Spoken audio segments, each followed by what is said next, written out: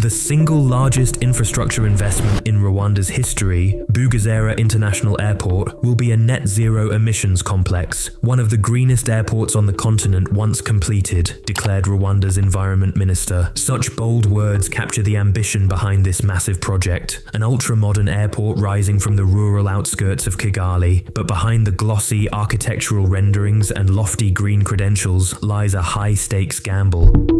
Rwanda, a small nation of 13 million people, is pouring up to $2 billion into this dream of becoming Africa's next aviation hub. It's a story filled with big aspirations, surprising twists, and pressing questions. Will this huge investment pay off, or will it become the country's most expensive mistake? Let's dive into the incredible journey of Bugesera International Airport, from conception to the challenge of making it financially viable.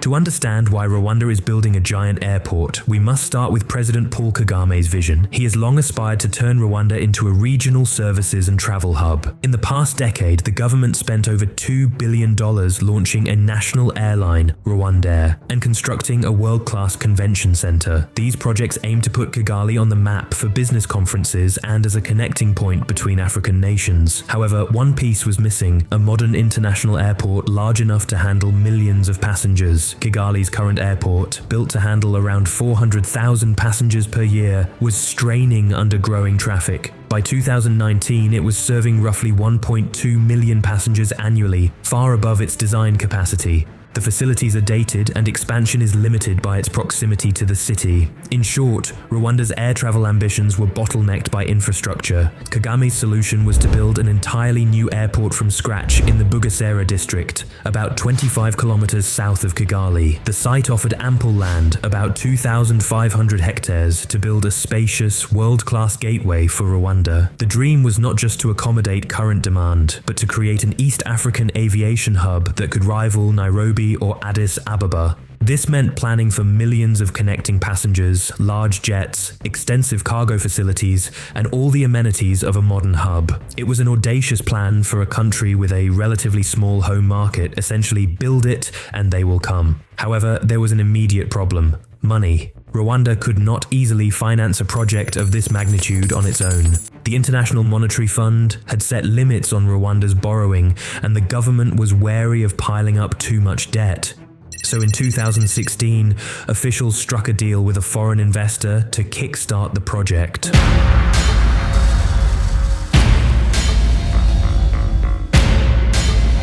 In September 2016, Rwanda signed an agreement with RwandAir, a major Portuguese construction firm, to develop the new airport under a public-private partnership. The terms were striking. RwandAir would finance, build and operate the new Bugesera International Airport for 25 years, with an optional 15-year extension. A special entity called the Bugesera Airport Company, BAC, was created, 75% owned by RwandAir and 25% by the Rwandan government's Aviation Travel and Logistics Agency. In essence, Rwanda outsourced the airport project to RwandAir in exchange for a share of future revenues. The initial price tag for the airport was around $800 million, to be built in phases. Phase 1, budgeted at about $418 million, would include a single runway, about 4,200 meters long, and a passenger terminal sized for 1.7 million passengers per year. Subsequent phases would expand the capacity to 4.5 million passengers and beyond. RwandAir projected about 70 flights a day in the first phase, rising to 170 plus flights in later phases as traffic grew. Construction officially began in August 2017, kicked off with a groundbreaking ceremony attended by Kagame and RwandAir executives. The target was to complete Phase 1 by 2019 to 2020. Everything seemed on track at first. By 2018, foundation and earthworks were largely done, as RwandAir had carried out major horizontal works, runway grading, drainage, etc. In fact, RwandAir spent around 250 million euros, $272 million US, on these initial works. The project was moving forward, albeit quietly, with much of the world unaware that one of Africa's newest international airports was taking shape in rural Rwanda. But then, just a year into construction, the plan suddenly changed.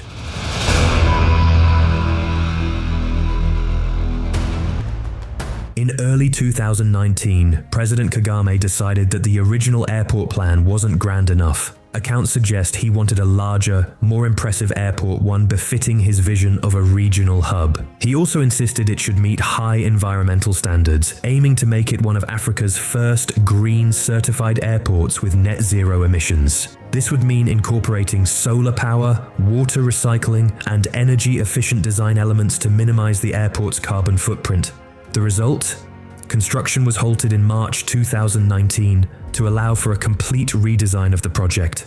This was a bold and risky move. By that point, Phase 1 was reportedly around 30% complete, and Motor Engil had already invested heavily in groundwork. Redesigning meant some of that work might need modification, and more importantly, that costs would increase significantly. Why make such a disruptive change? One likely reason emerged: Qatar. Around mid-2019, word began circulating that the government of Qatar was interested in investing in Rwanda's aviation sector. President Kagame had been courting Qatar's emir, who visited Rwanda in April 2019 and discussed possible aviation cooperation. Qatar Airways, one of the world's leading airlines, was looking to expand its presence in Africa, and Rwanda presented an appealing opportunity. By pausing the airport and redesigning it to a bigger scale, Rwanda positioned itself to bring Qatar on board as a partner. Sure enough, in December 2019, the Rwandan government announced a new investment partnership with Qatar Airways for the airport. Qatar Airways agreed to take a 60% stake in the project through the Bugesera airport company, leaving Rwanda's government with a 40% stake. The entire project was revalued at $1.3 billion, reflecting a much larger airport plan than the earlier $818 million version. Under the new design, Phase 1 capacity nearly doubled. The airport would handle 7 million passengers per year initially, and up to 14 million passengers annually after Phase 2, slated for around 2032. Essentially, Rwanda went from building a mid-sized airport to planning a mega-hub by its standards. This transformation was officially confirmed by Rwanda's infrastructure minister, Claver Gatete. The old plan for 4.5 million passengers was being scrapped in favor of a first phase for 7 million, with a second phase doubling that to 14 million. Gatete openly stated, "We are looking for a bigger-sized airport. That's why we are looking for a bigger investor," referring to Qatar's involvement. In other words, Qatar's deep pockets enabled a more ambitious vision. For Qatar Airways, the deal fit into its strategy of investing in global aviation infrastructure. The airline had similarly taken stakes in airports and carriers from Turkey to Italy. Rwanda's airport would give Qatar a strategic foothold in Africa. Reports also indicated Qatar was in talks to buy a large stake in RwandAir, Rwanda's national airline, to further integrate operations. By 2020, Qatar Airways did acquire 49% of RwandAir, strengthening the partnership, and later reports suggest this stake may have increased over time. However, bringing in Qatar raised questions about Motor Engil's role.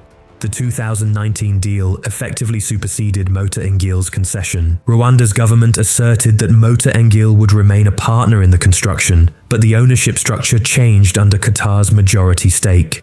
In practice, Motor Engil transitioned from being the lead investor to being part of the contracting team. Eventually, a joint venture of builders was formed: Qatar's Urbicon, Portugal's Motor Engil, and Greece's CCC, to execute the airport's construction going forward. Motor Engil's early work was not wasted, but the company was no longer the chief operator to be. Instead, Qatar Airways and the Rwandan state took control of the project's destiny. For Kagame, this pivot to Qatar was a masterstroke in attracting foreign capital and expertise. But it also meant resetting the clock on the project. Designs had to be redone and approvals obtained, which introduced new delays. And then, just as the Qatar-backed construction was gearing up in late 2019, the world was hit by an unforeseen shock: the COVID-19 pandemic.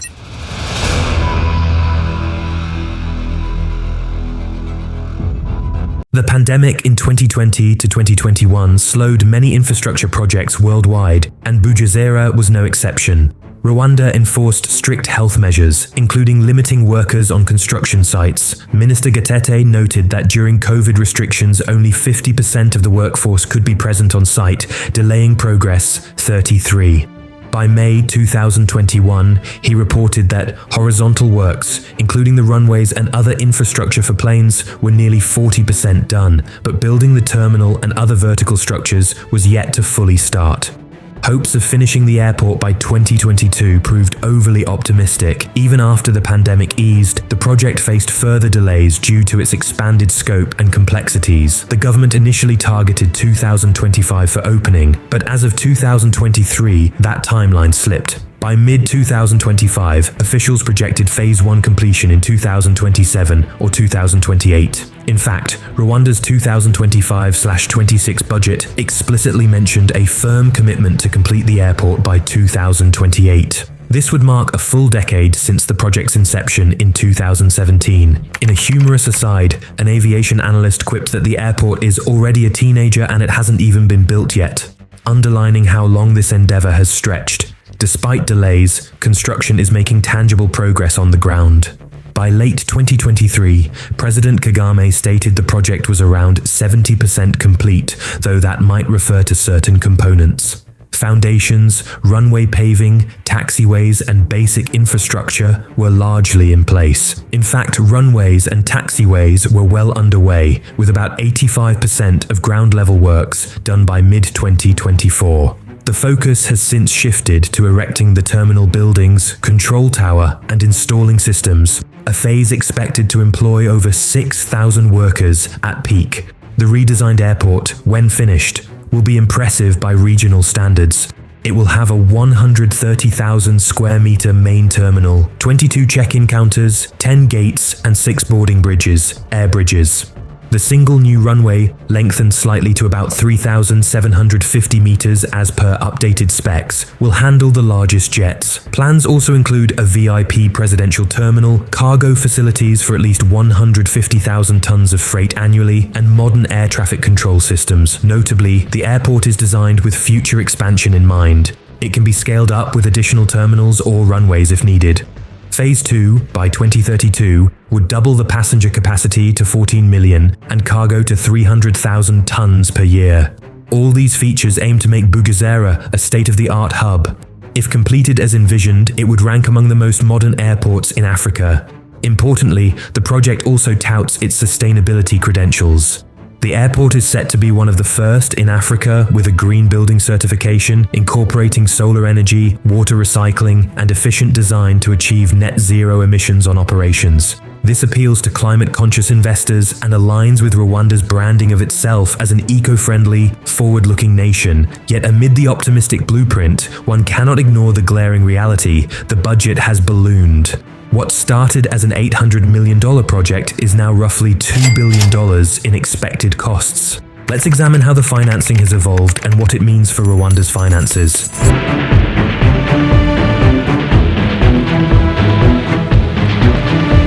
By 2019, the revised project cost was announced as $1.3 billion, but since then, further adjustments and delays have pushed costs higher. In late 2025, Rwandan and Qatari officials cited the project's value at about $2 billion.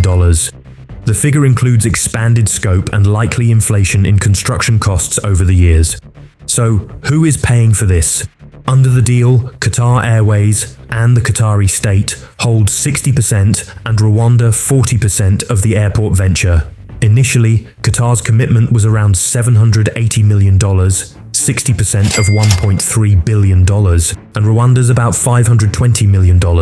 However, with costs rising to $2 billion, the funding needs grew. Rwanda has had to inject substantial public funds and secure loans to cover its share and any gaps. In June 2025, the Rwandan government allocated a whopping 1.8 billion Rwandan francs, approximately 485 million US dollars, in its 2025/26 budget specifically for the Bugesera airport construction. This was a major increase in direct government spending on the project. Additionally, Rwanda obtained a $200 million concessional loan from the Asian Infrastructure Investment Bank, AIIB, to support the airport. Even African regional institutions stepped up. In July 2025, the African Trade Insurance Agency, ATIDI, provided an $84 million guarantee to back more than $322 million in bonds and guarantees issued by local banks for the contractors. In practical terms, this de-risks local banks that are financing parts of the construction, enabling them to lend more than they usually could to the project. Local banks like BPR Rwanda, Bank of Kigali, and KCB Kenya are among those supporting the contractor financing, with ATIDI's guarantee protecting them. What about Qatar's contribution? By some accounts, Qatar had not yet poured the full amount as of 2025. One analysis called Qatar a silent partner so far, who may have to step up to the plate if costs overshoot. It's unclear exactly how much Qatar has dispersed to date, but as majority stakeholder, they presumably will invest hundreds of millions, either directly or via arranging financing, to see the project through. The revised partnership likely expects Qatar to fund 60% of whatever the final cost ends up, which at $2 billion would be approximately $1.2 billion. For Rwanda, covering the remaining 40%, approximately $800 million, is a heavy lift. The government is already channeling money from its budget, hence the $485 million allocation, and taking loans like the AIIB's $200 million. This has raised concerns about national debt. Observers note that these extra infusions put immense pressure on the national debt of Rwanda. Rwanda's public debt has climbed in recent years, partly due to big-ticket projects. However, officials defend such investments as necessary for long-term growth. The airport, they argue, will pay dividends in boosting trade, tourism, and positioning Rwanda as a high-value economy. It's worth noting that few African infrastructure projects of this scale happen without external support. In this case, the unique Rwanda-Qatar partnership is driving it. The geopolitics of it are interesting, a Gulf state funding a major African transport hub. Qatar's motives likely include both profit, the airport could be lucrative in the long run, and strategy, expanding Qatar's influence and giving Qatar Airways a base in Central Africa. For Rwanda, Qatar's money made the difference between a modest airport and a potential world-class hub. Yet, the financial question that lingers is, will the investment be justified by the returns? This hinges on whether the airport can attract enough flights and passengers to generate revenue. In other words, can Bugesera Airport make money, or at least not lose money? This is where we must examine the business case and projections.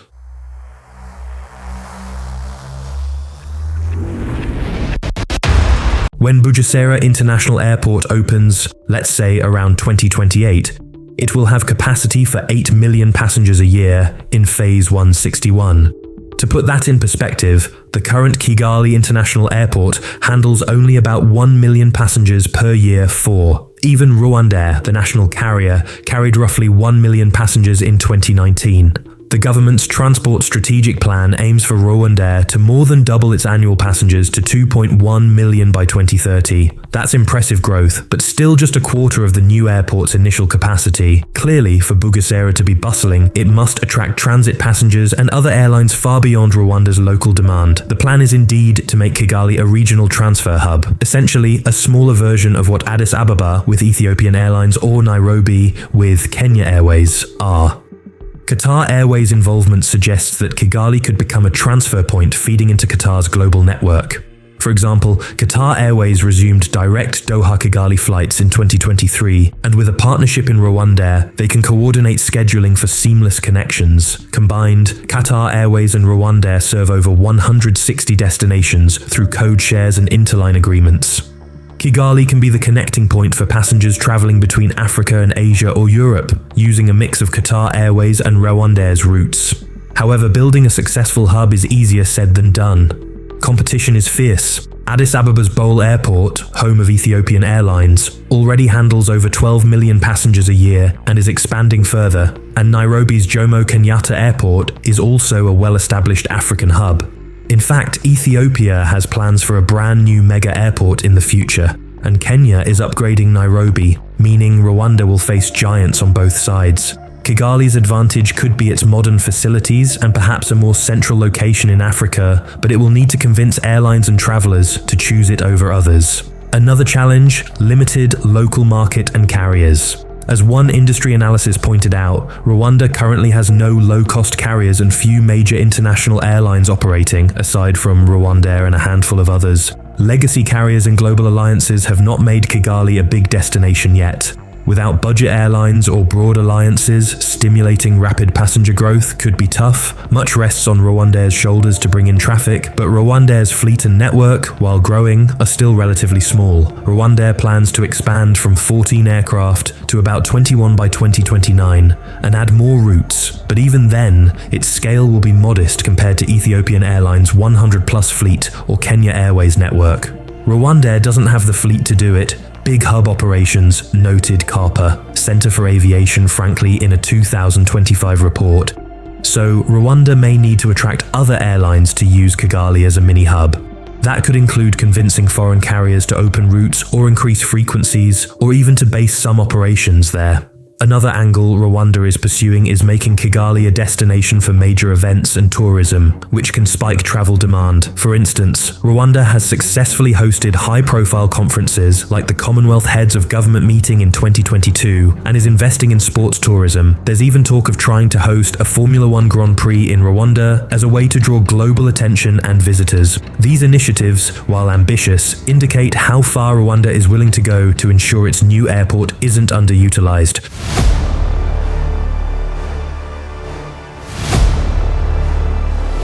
Let's crunch some simplified numbers to gauge how the return on investment might look. Building an airport for approximately $2 billion is a huge expenditure for Rwanda, equivalent to almost 15% of its annual GDP. The government and its partner will want to see that money come back through revenues, things like airline landing fees, passenger service charges, airport rental shops, parking, etc., cargo handling fees, and so on. Typically, airports earn a significant portion per departing passenger, often through a passenger facility charge included in tickets, and per aircraft that lands. Scenario 1, low traffic, 1 million passengers per year. If Bugesera were to handle only about as many passengers as Kigali's old airport, approximately 1 million annually, the revenues would likely be very low relative to the investment. Suppose each passenger on average generates $20 in airport revenue through fees, concessions, etc. At 1 million passengers, that's about $20 million per year in gross revenue.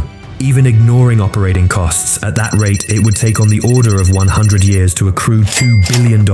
Clearly, Rwanda cannot afford the airport to languish at current traffic levels. That truly would be a waste of money. Scenario 2, moderate growth, 4 million passengers per year. Now, imagine a few years after opening, the airport ramps up to around 4 million passengers annually, roughly what Kigali might reach by the 2030s with successful hub growth. Using the same $20 per passenger, that yields $80 million per year. At that level, a $2 billion investment could be recouped in about 25 years, again in gross terms. This time frame, a couple of decades, is actually in line with the original Motor Engil concession length, 25 years, which implies they expected to recover their costs in that period. However, keep in mind that $80 million revenue is not $80 million profit. There are significant operating expenses for running a large airport. Net profits might be a fraction of that in early years. Scenario 3, full capacity, 8 million passengers per year. If Bugesera reaches near its Phase 1 capacity of 8 million, the finances improve dramatically. At 8 million passengers times $20 each equals $160 million per year. That could, in theory, pay back $2 billion in 12 to 13 years. Gross. If per passenger revenue is higher, some airports effectively earn $30 to $50 per passenger when including all streams. The payback could be even faster. Of course, reaching 8 million passengers may take time, possibly a decade or more after opening, but it shows that high utilization is key. The sooner the airport can fill its terminals with millions of travelers, the sooner it can start paying back the sunk costs. What about cargo? The airport is aiming for 150,000 tons of cargo per year initially. Cargo fees can be lucrative, and Rwanda hopes to become a freight hub as well. High-value exports, like electronics assembly or perishable goods, could move through Kigali. If the cargo terminal approaches capacity, that could add millions in revenue annually through handling fees. Additionally, non-aeronautical revenues will play a role. These include retail shops, restaurants, rental car concessions, advertising, etc. Large hubs often make around 40% of their income from non-aviation sources. Think of all the businesses in a big airport terminal. Bugesera's commercial planning isn't public, but a modern terminal will likely have duty-free stores, lounges, maybe hotels, or business parks nearby, especially with a planned airport city development in the works. These can boost the profitability. However, it's also realistic to account for operational costs and debt service. A $2 billion project likely involves loans, like the AIIB loan, local bank loans that need repayment with interest. The operating costs of the airport, staffing, maintenance, utilities, though solar power might cut the electricity bill, security, will be significant. In the early years, when passenger numbers are ramping up, the airport might operate at a financial loss, requiring subsidy or reinvestment of any partner funds. This is common. Many new airports or airlines take years to turn profit. The Rwandan government appears to view Bugesera Airport as a long-term economic catalyst more than a short-term profit maker. The returns they seek are not just through airport fees, but through the broader economy. Increased tourism, easier business travel, a boost to conferences and events, and making Rwanda a regional logistics hub. All these activities generate tax revenue, the imisoro the user asked about, and jobs. For example, more tourists mean more hotel stays, VAT and service charges for the government. More airlines mean more fuel sales, taxes, and an expanded logistics sector could attract foreign companies, corporate taxes, income taxes from new jobs. These indirect and induced effects can be substantial. A government study might argue that even if the airport itself took 30 years to pay off, the overall economy benefits could justify the investment much sooner. Indeed, Rwanda often cites Singapore or Dubai as inspiration, places that built giant airports and became global hubs, reaping enormous economic rewards. On a smaller scale, Rwanda hopes Bugesera can elevate its connectivity in a continent where air travel is often inconvenient. If Kigali becomes a preferred transit point, it can draw investment and talent, reinforcing a positive cycle. That said, there are skeptics. Critics point out that RwandAir has operated at a loss for years, heavily subsidized by the government, and that the convention center also took time to break even. They worry that the airport could similarly become a financial sink if traffic projections don't pan out. An opposition commentary ominously titled "This May Not End Well" argued that Kagame's habit of sudden changes and kicking out investors, like the switch from Motor Engel to Qatar, adds risk and might deter other investors in the long run. There are also historical examples of new airports that turned into white elephants, unused or underused facilities that burden taxpayers. Rwanda is determined that Bugesera will not fall into that category.